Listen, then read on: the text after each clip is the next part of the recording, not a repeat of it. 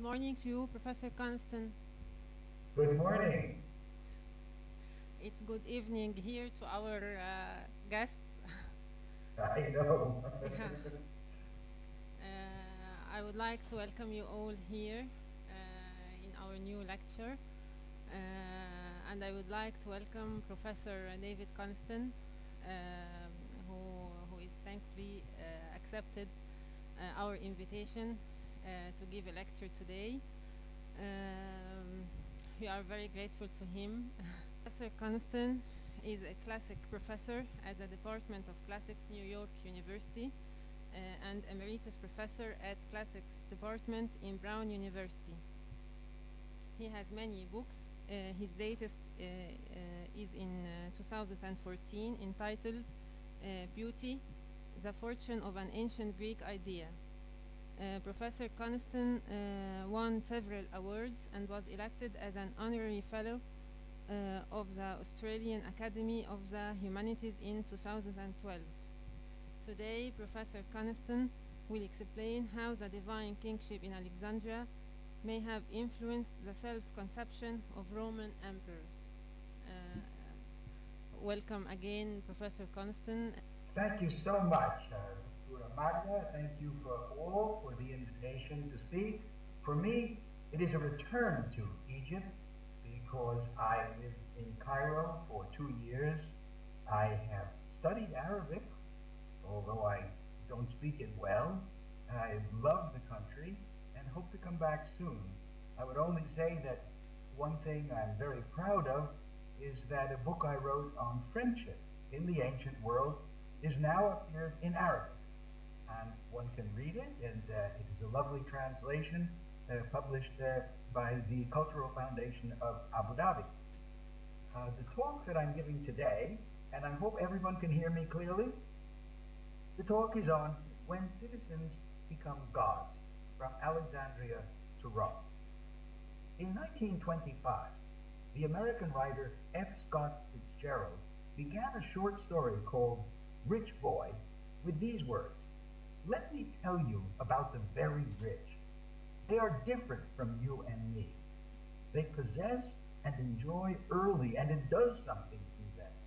Even when they enter deep into our world or sink below us, they still think they are better than we.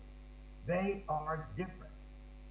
11 years later, in 1936, Ernest Hemingway published a story called The Snows of Kilimanjaro, in which a character recalled Fitzgerald's remark about how the very rich are different, and he said, "Yes, they have more money."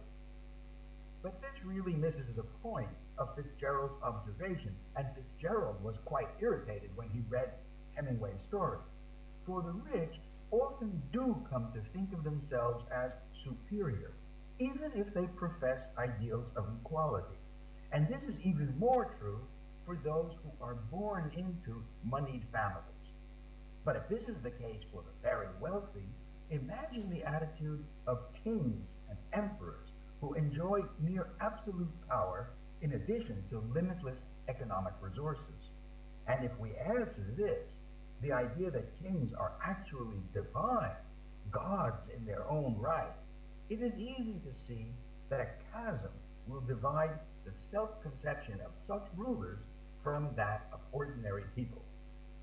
Now, Fitzgerald ascribed the different self-consciousness of the rich to their early sense of entitlement. They do not have to struggle, but have everything they need or want, as though by right.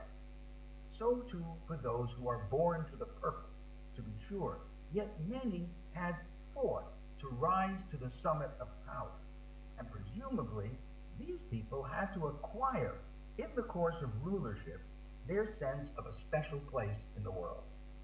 This will have been even more the case when the conception of the ruler was itself undergoing change, in periods of transition, for example, from republican government to monarchy, or when the rule of a given state passed by way of conquest from the native population, its traditions, to a foreign domination, where the norms of sovereignty may have been different, and so inaugurated a period of mutual adjustment and assimilation. Such situations call for the creative construction of a new kind of identity, which is figured or prefigured in art and literature, and emerges in part through deliberate propaganda, and in part, maybe more significantly, through unplanned opportunities and circumstances which subtly change perception, whether of others or of the monarchs themselves. This process was particularly pronounced in ancient Alexandria, where Greek rulers inherited, after the conquests of Alexander the Great, a status as pharaohs to which their previous experience had not prepared them, though there were doubtless elements of such a tradition already in Macedon, and even, as we shall see, in Athens itself, famous for its democracy. Later, there was a similar development in Rome, where the transition from republic to empire led to something very like a divine right monarchy. In this talk, I will consider some of the ways in which human beings, Greeks and Romans, came to regard themselves and to be regarded as more than human. And at the center of my story will be Alexandria. We tend to think of ancient Greece as the cradle of democracy. And indeed, there were cities that insisted on the idea of equality among citizens, that is, free adult males with political rights. We will leave out of the picture for now the facts of slavery and the unequal treatment of women and resident aliens. And there is some truth to the idea that the Greek tradition in the classical period was reluctant to confer divine honors on mortals. Roger Brock writes in his recent book, Greek Political Imagery from Homer to Aristotle, he says, "It is rare for Greek rulers to be straightforwardly characterized as divine." But Brock then adds, by the end of the 5th century, however, we can detect a change in the fortunes of the image which reflects the rising stock of monarchy. And by the end of the 4th century, a new attitude was palpable. A well-known instance is the famous hymn composed by a certain Callimachus, which the Athenians sang to Demetrius Poliorcetes upon his triumphant approach to the city, after he had driven out the pro-Macedonian Demetrius of Phalerum. Now, according to Athenaeus, this is the description of this hymn that the Athenians sang when Demetrius the Conqueror approached the city. The Athenians received Demetrius not only with frankincense and crowns and libations of wine, but they even went out to meet him with hymns and choruses and dancing and singing. And they stood in front of him in multitudes, dancing and singing, and saying that he was the only true God, and that all the rest of the gods were either asleep or gone away to a distance, or were no gods at all. And they fell at his feet and addressed supplications and prayers to him. This mortal was the only God. And here are the Athenians, whose cities had been the very model of democracy, bowing before a foreign ruler and worshiping him not only as a god, but as more powerful and deserving of prayer than the traditional gods themselves. Alexander the Great was already regarded as pharaoh when he conquered Egypt, and he clearly sought and enjoyed divine status. But it was only after his death that his chief officer, Ptolemy, and Ptolemy's descendants established themselves as rulers over Egypt and made Alexandria, the city founded by Alexander, their capital. Alexandria was certainly a multicultural city with a huge population that included native Egyptians, a large number of Jews, and of course a great many Greek settlers, many of them probably mercenary soldiers who chose to settle in the newly established metropolis. Since the overlords of Egypt were Greek, Alexandria itself took on the quality of a Greek city, organized on Greek principles. It was under the Ptolemies, we recall, that the Hebrew Bible was translated into Greek. as a way, at least in part, of bringing the Jewish population into a closer relationship with the surrounding culture. Now, the first Ptolemy also received divine honors, of course. How did this military man, a member of Alexander's military entourage, but still an ordinary mortal, assume the status associated with the traditional kings of Egypt? How was the transformation in his identity achieved? How did he become a divine pharaoh? Now, no doubt, sheer power, combined with massive propaganda, was effective. But art, too, has a role to play, and a fundamental one. And by art, I mean not only the visual, but also the literary arts. But art is a subtle medium and may contain more than one message. So even as poetry and sculpture may have elevated fellow mortals to the status of gods, they were also capable of exercising a certain restraining influence on the new rulers. A poet or artist might manipulate traditional motifs as a way both to honor rulers as divine and also, in the words of John Ma, this is a scholar who recently wrote a book called Statues and Cities, published just last year, he said it also works to constrain elites within communitarian norms. That what he means is make sure that the elites do not get wholly out of bounds and distance themselves too far from the customs of their fellow human beings. Well, let's take a look at two examples of such efforts in the context of the first generations of the Ptolemies in Egypt. Callimachus was a famous poet, and perhaps even more famous for his work in the great Alexandrian library where we are meeting today, where he was responsible for preparing the catalog of the many thousands and tens of thousands of papyrus rolls that filled the shelves. Papyrus rolls were, of course, the precursor to the codex, which is to say books with bound pages such as we use today, and which are now giving way in their turn to online publication. Among the poems that survive in manuscript of Callimachus is a collection of 6 hymns composed to 6 different Greek deities. I want to look in particular at the 5th and 6th hymns, addressed to Athena and Demeter, to illustrate how a poet might achieve this double effect that I just mentioned. In his hymn to Demeter, Callimachus self-consciously distances himself from the theme of the Homeric hymn to this goddess.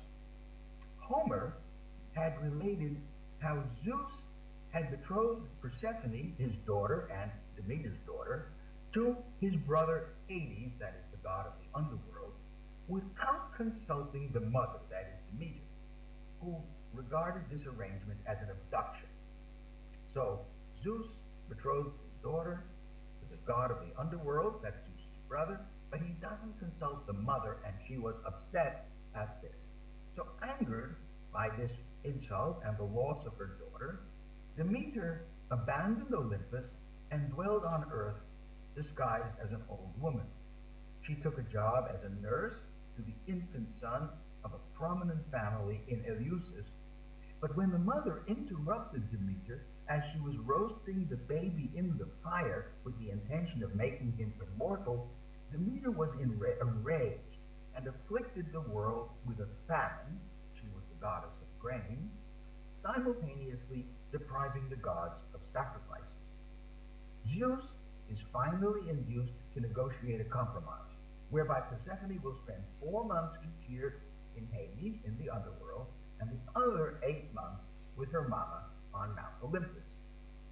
Now, an odd aspect of this tale is that Demeter, when she settles accounts with Zeus, she achieves this in an indirect fashion. After all, she's angry at Zeus, but the way she gets her revenge is by punishing human beings for an accidental offense on the part of one woman.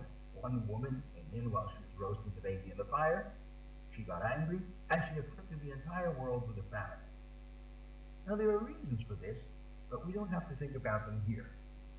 Callimachus very clearly had this hymn by Homer in mind when he wrote his own hymn to the goddess, for he explicitly says that he will not discuss the story of how she searched for her daughter, during which time she did not eat or drink or wash, because he refuses to touch on topics that brought tears to Demeter. Callimachus prefers, he says, to treat three more noble points.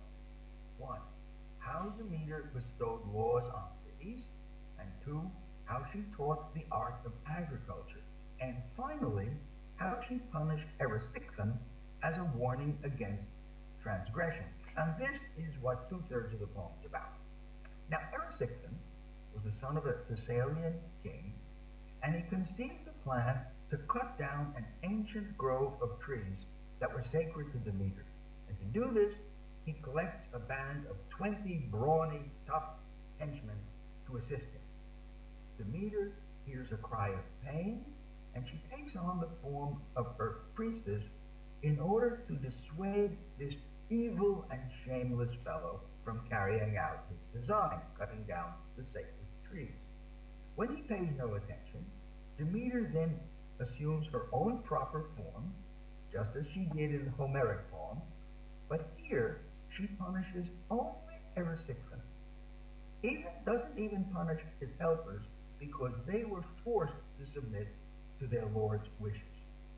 She afflicts Erysichthon with a never-ending hunger, and in the end, when he has eaten his parents out of all their possessions, he is reduced to sitting in the streets begging for scraps of food. So unlike Homer's goddess, Callimachus's Demeter is careful to punish only the actual offender and give him fair warning in advance. She also selects a punishment that precisely fits the crime. Since Erysichthon had planned to build a roof over the feasting hall with the trees that he cut down, she afflicts him with perpetual hunger so that he may feast plentifully. In the end, at the end of the poem, Callimachus hails Demeter and prays that she will preserve the city in harmony, providing rich harvests and peace. Now, at one time, I thought of this poem as celebrating civic life, and that's surely part of its message. This is a civilized version of Demeter. She is there to protect the laws. She is there to provide a bountiful harvest. That all is true. But it now seems to me that it also has to do with kingship. The central episode involves a prince who trespasses on a sacred place with the intention of exploiting it for his own private purposes. A royal youth is given a lesson in respect for the divine. He is not entitled to subordinate the sacred to his carnal appetites. This by itself might be construed as a message to Egypt's rulers, even if the scene is set in Thessaly. Do not overstep the limits between the human and the divine. But there is also something more, I think. Demeter, too, has been chastened, so to speak. She is no longer the willful goddess of the Homeric hymn, but a fair-minded judge, careful to discriminate between the guilty and the innocent, and taking into account not only actions, but intentions, and even the natural submission to authority, as in the case of Erysichthon's gang of thugs. She doesn't punish. Might there be a lesson here for the Ptolemies on how gods ought to comport themselves? Their duty is to secure good crops and promote concord, and this is achieved by the respectful treatment of their subjects. If the Ptolemies read the hymn in this way, they might have drawn a double moral from it: that their subjects must not tamper with holy spaces, and that they themselves must be careful in adjudicating offenses. So here then is my general view of this poem. It's telling us gods must be fair. They must be very careful to be fair, and all of us, divine rulers and ordinary citizens alike, must be very respectful of sacred spaces. Now, just before this poem comes a poem to Athena, a goddess famous for the goddess of goddess of the city of Athens. Here, too, Callimachus devotes a digression to an eccentric episode in the career of the goddess. The famous prophet Tiresias, when he was still a boy, accidentally came upon Athena in her bath, and he was punished with blindness. Tiresias was famously blind as a prophet.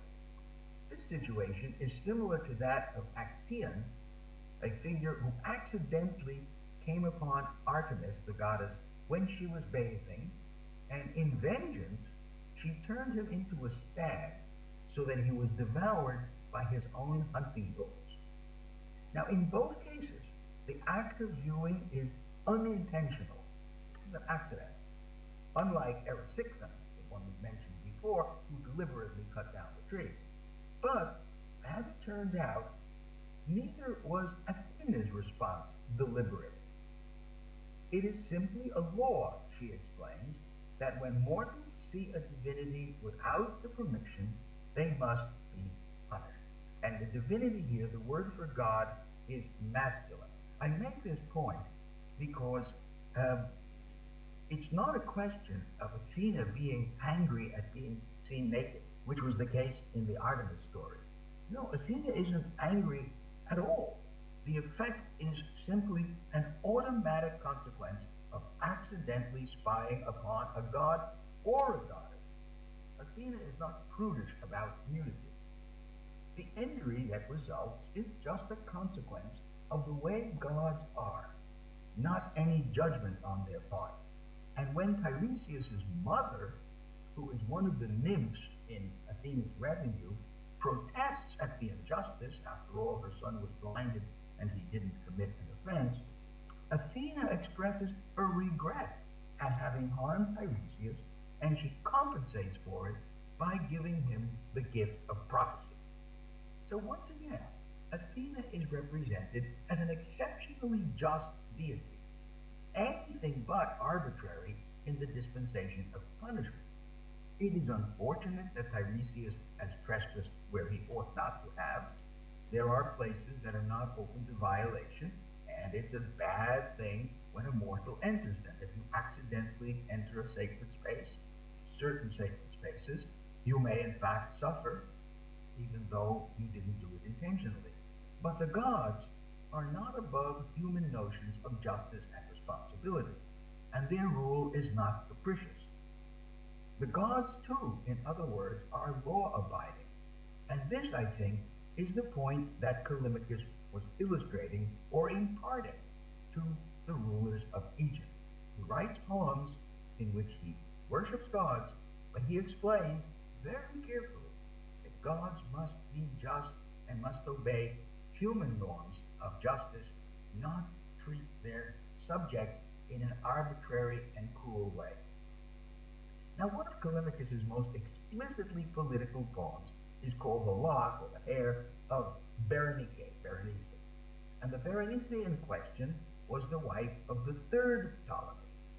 And Callimachus composed the poem to celebrate the occasion when she dedicated a lock of her hair, which she had promised if her husband returned safely from his military expedition against Syria, a campaign that had brought him all the way to the borders of Bactria, that is, modern Afghanistan.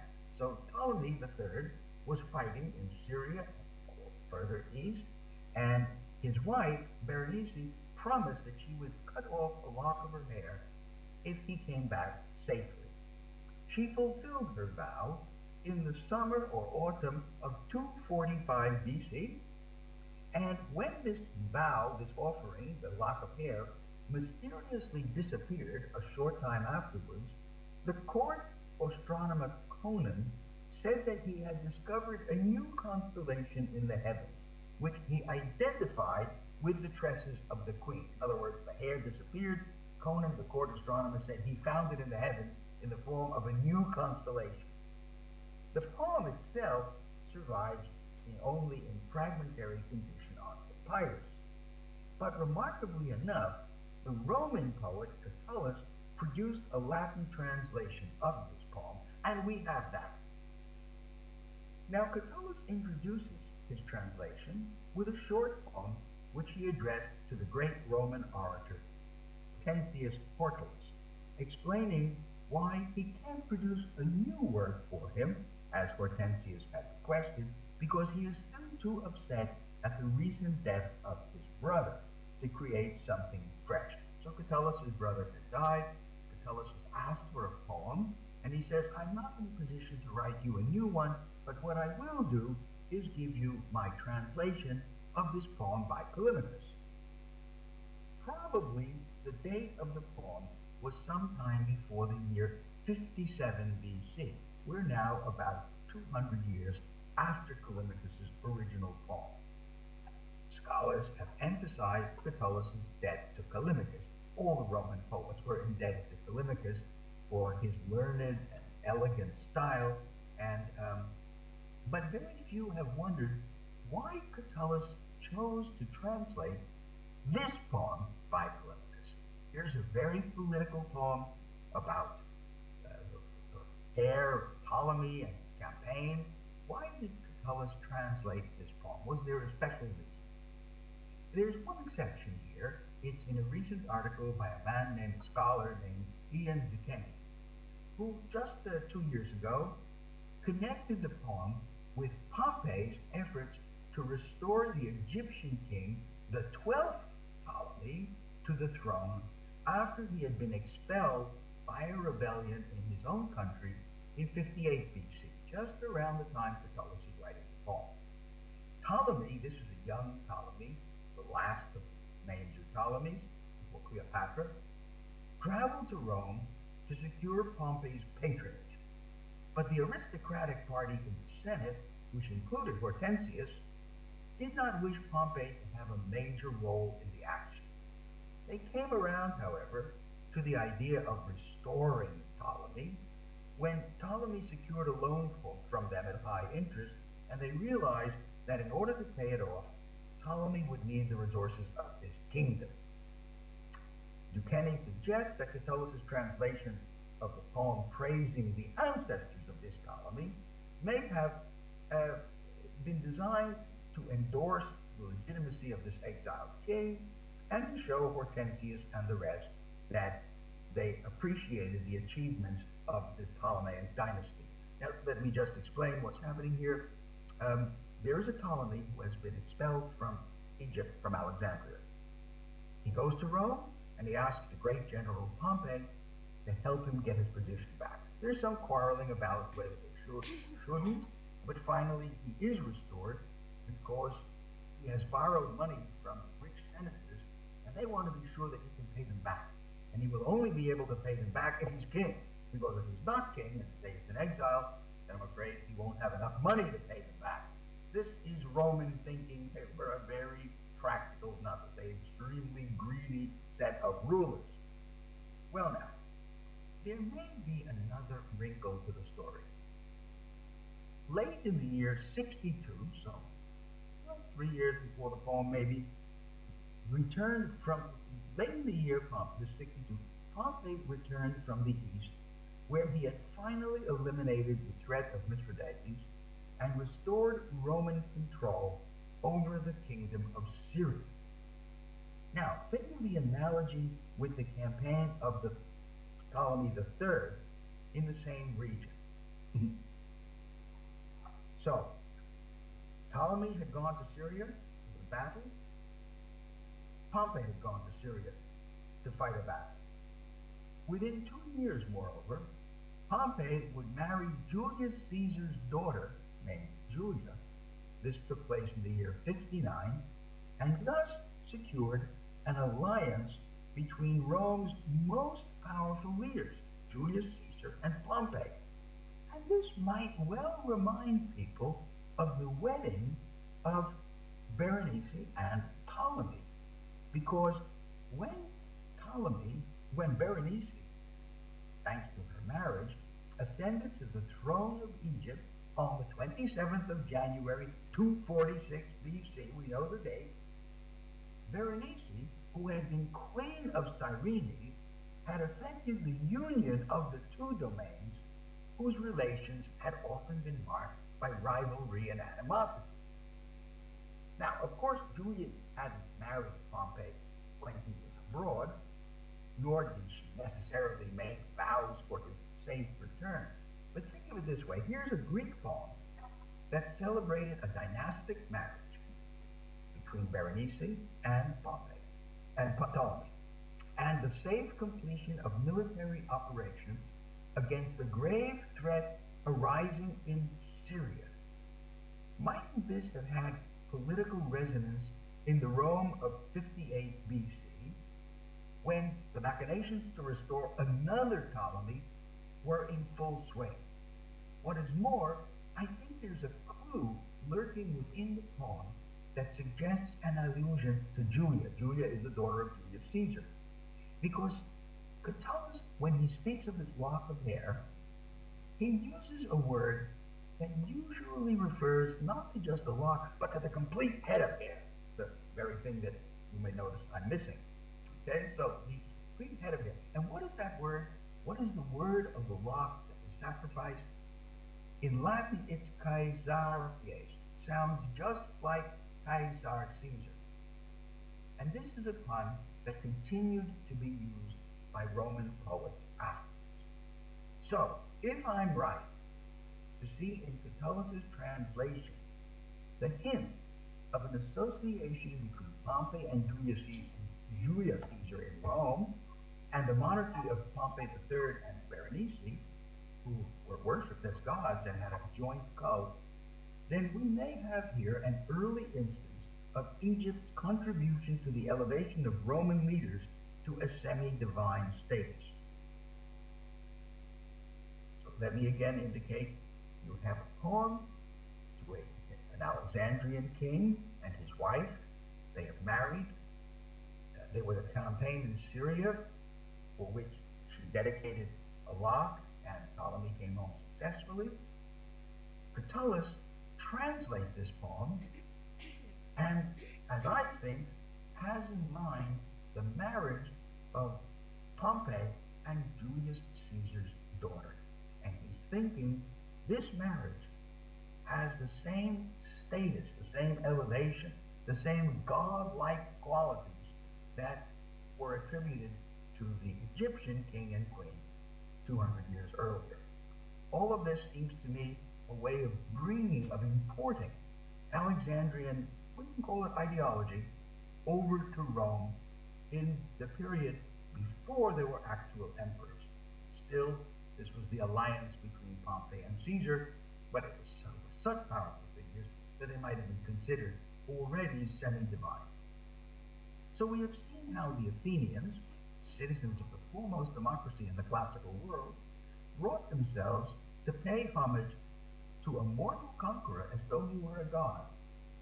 We have also observed how a poet who came from Cyrene, that's Callimachus, but was the bibliographer of the library at Alexandria, composed hymns addressed not to a mortal ruler, but to pagan gods, but which can nevertheless be seen as indirectly establishing a model of behavior for a ruler who was considered to be divine, showing that gods, in spite of their power, act with due regard to justice in relation to human beings, punishing only the guilty and not those subject to superior force, and even compensating individuals, as in the case of Tiresias, when they accidentally and innocently come to grief by getting too close to the divinity. Finally, we have observed how Callimachus' poem celebrating an episode in the life of the rulers of Egypt was translated into Latin by one of Rome's most famous poets, who seems, if I am right, to have seen a parallel between the monarchs of Egypt and the powerful leaders who, between them, now control the Roman Republic, implicitly suggesting that they too were of more than human stature. In this way, a precedent established in Alexandria was suddenly transferred to the Roman world, which was undergoing at just this time a mighty transformation of its own. I'd like to turn now, and partly in conclusion, to another case of influence traveling from the world of the pharaoh kings to Rome, this time a generation or so later, under the successor of Julius Caesar, Octavian, or as he came to be known, Augustus. This is the second part and the shorter part of the talk that I'm about to present today. Last spring, I received from a colleague of mine at New York University named Michael Beecham a paper that he had just completed during his sabbatical on the topic of what they call lèse-majesté, that is to say, offenses against majesty. Offenses against majesty. And it was in connection with what is called the Second Cyrene edict. As we have seen, Cyrene was united with Egypt thanks to the marriage of Ptolemy and Berenice. Beecham begins by saying, more and more in recent times, scholarship treating the powers and duties of the Roman emperor, or indeed the entire nature and structure of the early imperial government, has tended to stress the conviction that Augustus, the emperor, didn't engineer anything like a fully formed or nicely coherent system. He didn't simply create the Principate. Here we have a new regime. This is what the empire would be like. Rather, he set in motion a sustained experiment. And Beecham says, among the various functions performed by Roman emperors, one of the most important was adjudication. Emperors were judges in some cases. And among the areas that the emperor came increasingly to exercise judicial authority was precisely offenses against majesty, what I was just describing, against the authority of the ruler, of the emperor himself. And this is not a peripheral issue in understanding the role of judge of the first citizen of the Augustus, because, as Beecham says, judicial undertakings, aside from being principally limited to criminal issues, apparently very often arose from the allegations of one specific crime, namely purportedly treasonous behavior directed against the emperor. This is the important point.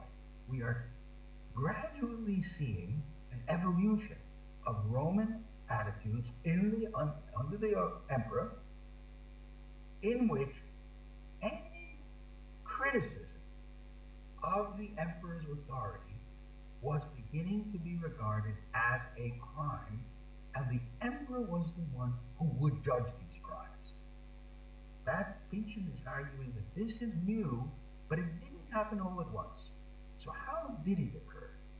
What was the process by which Augustus, who hadn't necessarily planned on doing this, came round to initiating a policy that increasingly represented any personal offense to the emperor as treason against the state itself? When and how did this happen?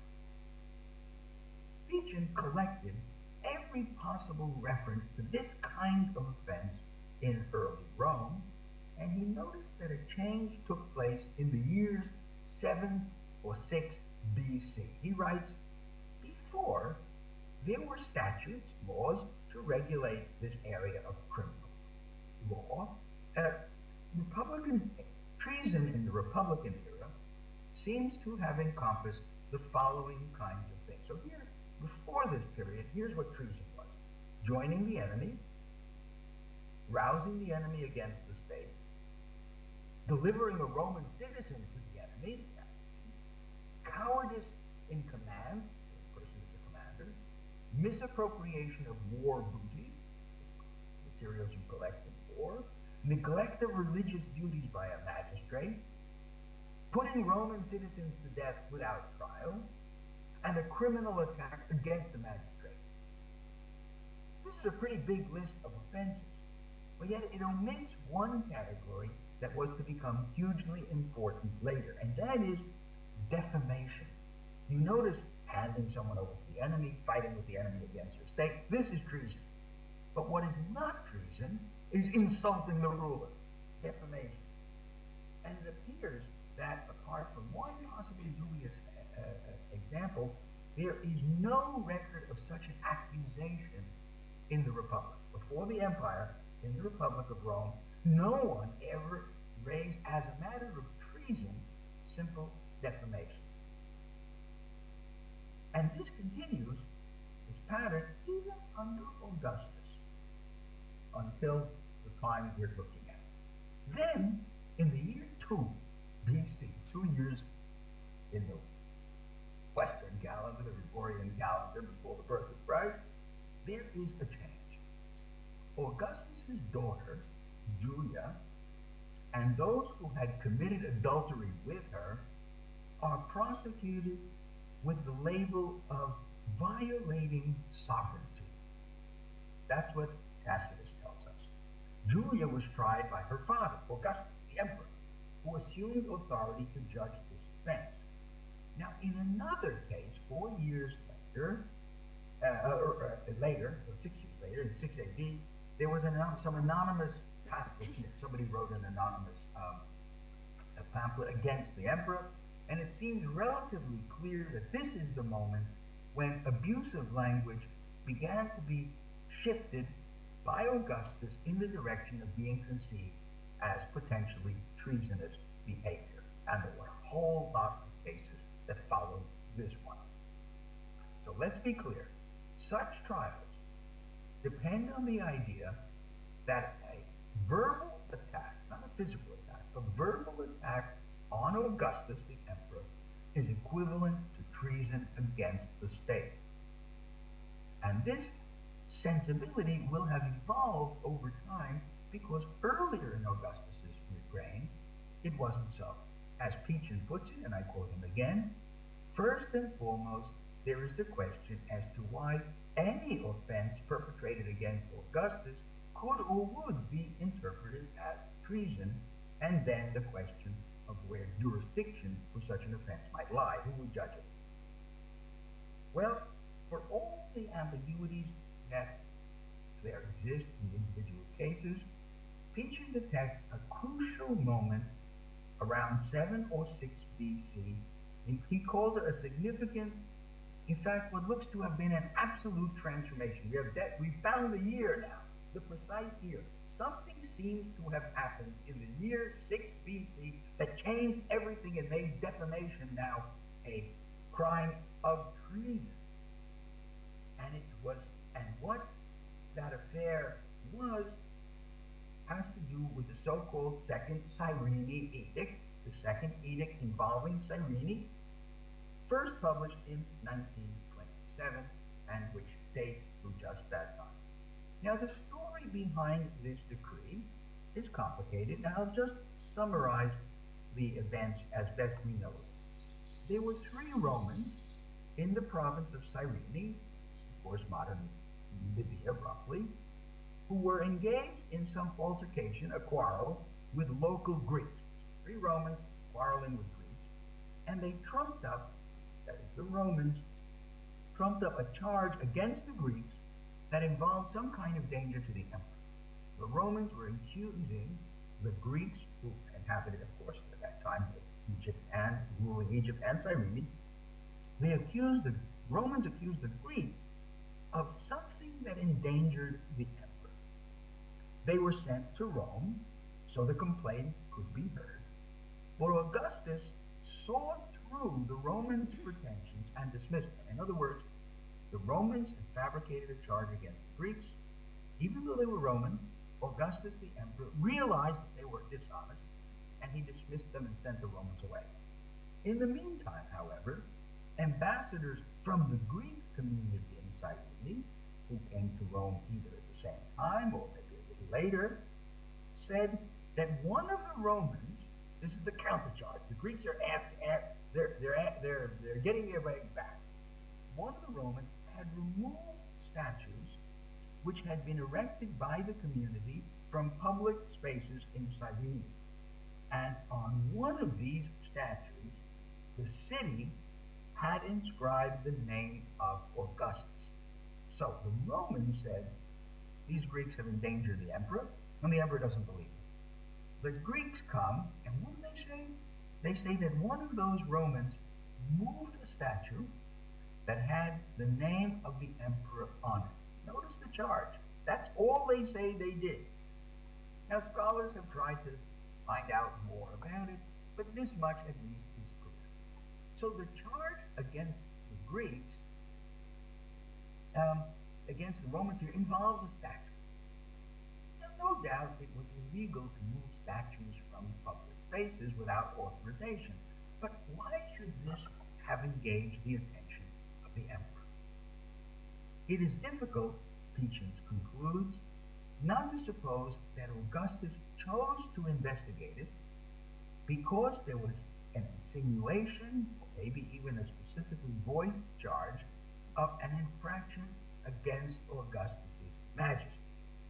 This is the kind of charge that later on became very common under later emperors, but the procedure seems to have gotten rolling with exactly this case, not planned in advance, but the consequence of a set of events that changed the way defamation of the emperor would be viewed from now on.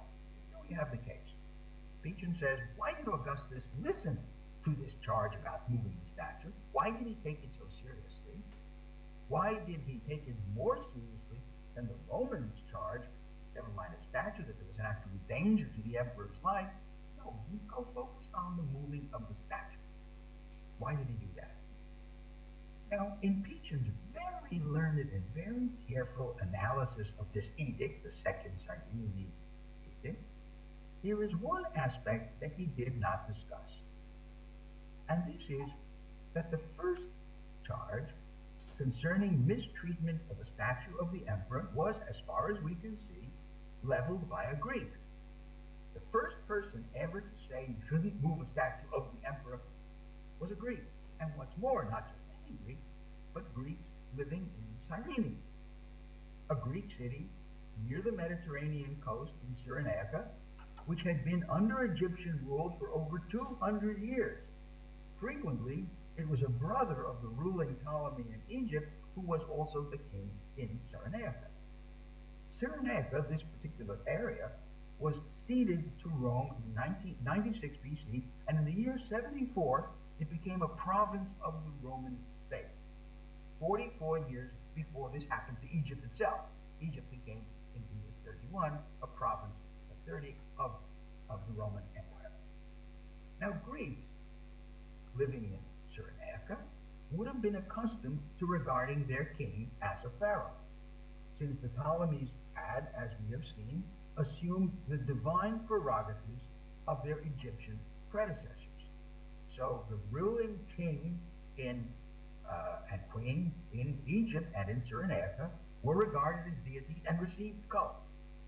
Once Rome absorbed Egypt, Augustus followed in their path. As Diana Kleiner observes in a nice book called Cleopatra and Rome, she says, Octavian became the master of Egypt even before he became Augustus, that is, before he assumed the new title, and he inherited the traditional rites of the pharaohs and their Ptolemaic successors. One of these rites was to celebrate official cults and be depicted as doing so on the walls of Egypt's temples. So we have on the walls of temples representations of Augustus, the Roman emperor, acting as though he were pharaoh and therefore as a divine king. And Kleiner says that what motivated Augustus to allow himself to be depicted with the posture, clothing, and headdress of the Egyptian king was his wish to be viewed in Egypt as the natural successor to the pharaohs and the Ptolemies and their most recent queen, Cleopatra. And yet this was not the practice of Augustus in other parts of the emperor. Rather, as Kleiner says, Egypt had a special status, a unique position that distinguished it from all the other territories in the Augustan age, since it was the special province of Augustus belonging to him and not under senatorial jurisdiction. Egypt was the emperor's personal province. It was not a province of the state and the Senate. So Egypt is very special. And here's Augustus representing himself as the divine successor to the pharaohs and the Ptolemies, who themselves, as we have seen, assumed those rights. Now, the second Cyrene edict that we've been talking about doesn't give any specific details about the statues that were moved or why Greeks living in Cyrene would have imagined that Augustus would regard this as a serious breach of respect. But it's reasonable to think that these Greeks were transferring expectations concerning the treatment of images of their local kings back in the days of the Ptolemies to their Roman ruler, and they had good reason to imagine that Augustus would take such a charge in the same spirit. What I'm saying here is no one had ever accused anyone of treason because they moved a statue. But here are Greeks bringing this charge against Romans and before the Roman emperor, and the Roman emperor is listening. Where did they get the idea that he would listen? Well, they got the idea because that's what they were used to. They were used to divine kings, and any offense against the image, the cult statue of a king, was, of course, potential treasonous. The Romans would have been surprised at such a charge. They wouldn't have expected Augustus to think of this as being treasonable, because there was no charge against the safety or danger of the Roman emperor. That's what the Romans had charged the Greeks with, danger to the Roman emperor. This is just moving the statue. They wouldn't have expected it. Something new was happening. That Augustus followed up this episode with further actions of the same sort shows that he recognized that his judgment in this case as a new precedent and was now eager to confirm it. So we have here another example, it seems, of how a foreign artistic tradition, statues, involving representations of the Ptolemies, contributed almost by accident to a new conception of the person of the Roman emperor. From now on, defamation of the emperor, moving a statue, affecting his image in any way, was equal to treason, and the cases would be judged by the emperor himself. There have been a great many studies of the imperial cult and the way in which it was given expression in the Roman provinces and Rome. In that book I mentioned a little earlier, John Ma observes, and now it's very small, I'm coming right to the end here, so we're almost just another 2 or 3 minutes before I finish, but I want a very small detail. This is, we have it in Greek had cases like Arabic. Arabic has the nominative, which we call the genitive, and the accusative. Greek also has a dative case, which means to somebody. And when the Greeks would have an inscription, it pointed out that you used the dative to someone, always for a god. You didn't use them for a human being. So if I wrote, this is a statue dedicated to Jupiter, to Zeus, to this other god, I would put the name of the god in that case, suggesting that I'm giving the statue to him. It's not a statue of him, it's a dedication of the statue to him. And I was wondering, could that statue of Augustus that was moved have had an inscription that said to Augustus, and therefore represented him as a god? To conclude, the transformation of the emperor's identity was gradual. When he first assumed complete power in the state, Augustus was careful to distance himself from claims to divinity in Rome. When he first became emperor, he was very careful not to present himself as a god.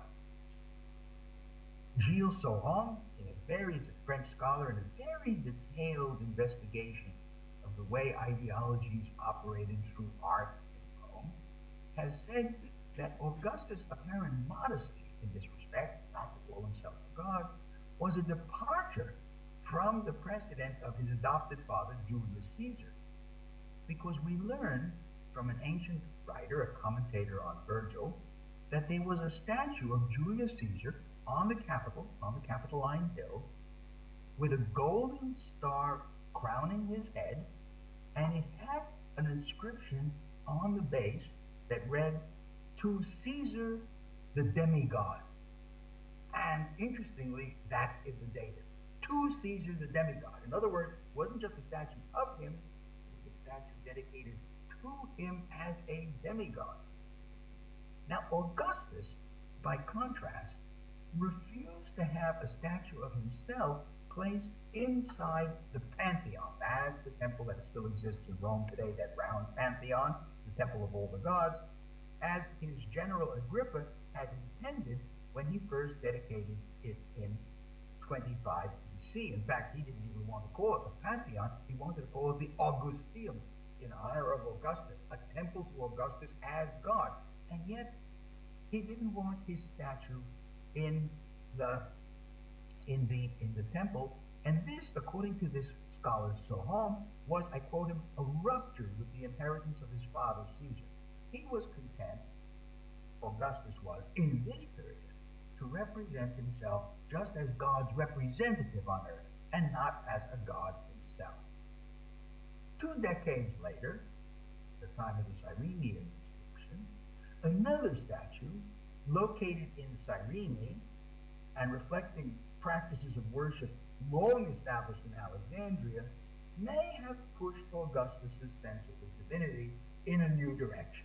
20 years later, he's not so modest, he's beginning to think that any offense against him is an offense against the state, is treasonous, because he is a figure now of becoming semi-divine importance. To conclude, the poet Horace wrote, captured Greece when it was captured her rude conqueror. This reference was to the dominance of Greek culture in the Rome of his time. But he might as well have reflected that conquered Egypt also had subdued, in a different way, the Roman people, teaching them to revere as divine their rulers at the dawn of the Roman Empire. Thank you. I am done.